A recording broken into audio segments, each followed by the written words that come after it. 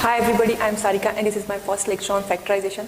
अभी जो फैक्टराइजेशन है इसमें एक इक्वेशन को हम स्प्लिट कर रहे हैं दो ब्रैकेट्स में और उसके फैक्टर्स फाइंड कर रहे हैं।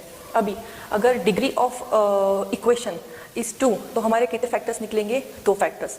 और अगर डिग्री उसकी 3 है तो हमारे कितने फैक्टर्स निकलेंगे? 3 फैक्टर्स। अभी डिग्री यानी अगर हमें सपोज फैक्टराइज करना है x के हमको फैक्टर्स निकालना है तो उसकी जो हाईएस्ट पावर है उसको डिग्री कहते हैं। तो आइदर वो इक्वेशन की हाईएस्ट पावर 2 रहेंगी या 3 रहेंगी। अगर 2 है तो उसके 2 फैक्टर्स निकलेंगे और अगर 3 है तो उसके 3 फैक्टर्स निकलेंगे। उन सब के लिए अलग अलग मेथड्स है, तो वो इस हम लेक्चर में वही मेथड्स पढ़ेंगे, राइट। तो हमारा फर्स्ट एग्जाम्पल लेते हैं, x² + 2x - 3 = 0। अभी इस एग्जाम्पल में x² का कोएफिशिएंट क्या है?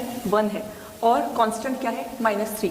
यानी फर्स्ट टर्म का कोएफिशिएंट एंड लास्ट टर्म, इन दोनों को मल्टीप्लाई करके हमें क्या मिलता है? 1 × -3 हमें मिलता है -3। अब -3 जो है वो हमें मल्टीप्लिकेशन में आना चाहिए और जो मिडिल टर्म का कोएफिशिएंट है +2 वो हमारा एडिशन में आना चाहिए, ठीक है। तो -3, 3 और 1, 3 और 1, ये 2 बार क्यों लिखा मैंने? क्योंकि हमको चाहिए +2।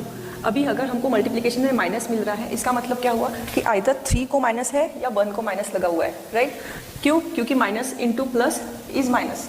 तो हमारी मल्टीप्लिकेशन की कंडीशन तो इन दोनों में सेटिस्फाई हो रही है, लेकिन एडिशन की कंडीशन किसी एक में सेटिस्फाई होंगी। तो +2 हमें कब मिलता है? अगर मैं -3 + 1 करती हूँ तो मुझे मिलता है -2, लेकिन अगर मैं 3 - 1 करती हूँ तो मुझे मिलता है +2।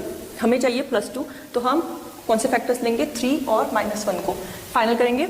अभी ये जो 3 और -1 है ये हमें कहाँ पे पुट करना है? x को स्प्लिट करना है इन दोनों में, मिडल टर्म को। तो x² + 3x - x - 3 = 0।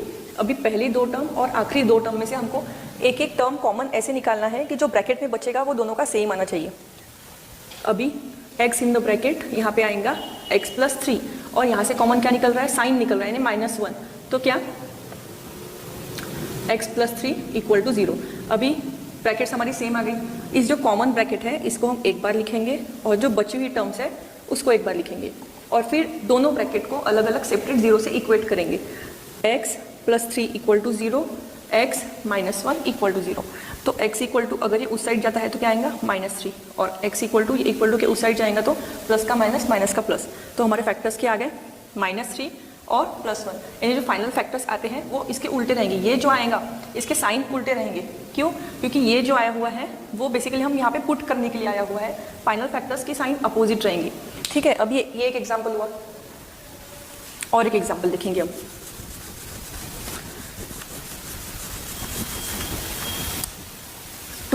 x² - 7x + 5 = 0। अभी ये जो एग्जाम्पल है और प्रीवियस एग्जाम्पल में हमें क्या फ़र्क दिख रहा है?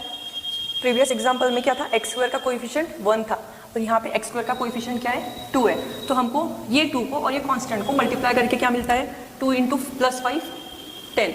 हमें साइन बहुत ज़रूरी है। अगर ये -5 होता तो 2 × -5 हमने -10 लिखा होता। यहाँ पे +10 आया है तो 5, इसके फैक्टर्स क्या आते हैं? 5 × 2 = 10। अभी अगर यहाँ पे मल्टीप्लिकेशन में प्लस है, इसके भी 2 मतलब निकलते हैं, या तो दोनों को माइनस है या दोनों को प्लस है। अभी हमको टैली करना है मिडल टर्म से। मिडल टर्म हमें क्या चाहिए? -7 चाहिए। वो कब आने वाला है? -2 और -5 के वक्त। तो हमारी फैक्टर्स क्या हो गए? -5 और -2। अभी यहाँ पे पुट करेंगे x² - 5x - 2x + 5 = 0। फिर इन दोनों में से कॉमन और इन दोनों में से कॉमन, इनमें से कुछ कॉमन आ रहा है x, अंदर क्या आएगा? 2x - 5। इनमें से कुछ कॉमन आ रहा है? नहीं, लेकिन हमको -1 कॉमन लेना पड़ेगा। क्यों? क्योंकि हमको एज आई टोल्ड ये 2 ब्रैकेट हमको सेम चाहिए, ठीक है। तो एक ब्रैकेट हो गई 2x - 5, एक ब्रैकेट हो गई x - 1। अभी 2x - 5 = 0 और x - 1 = 0।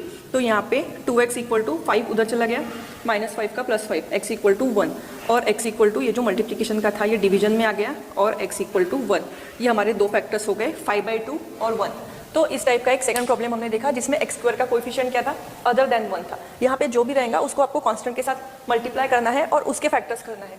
उसका मल्टीप्लिकेशन जो आना चाहिए ये आना चाहिए और एडिशन मिडल टर्म आना चाहिए।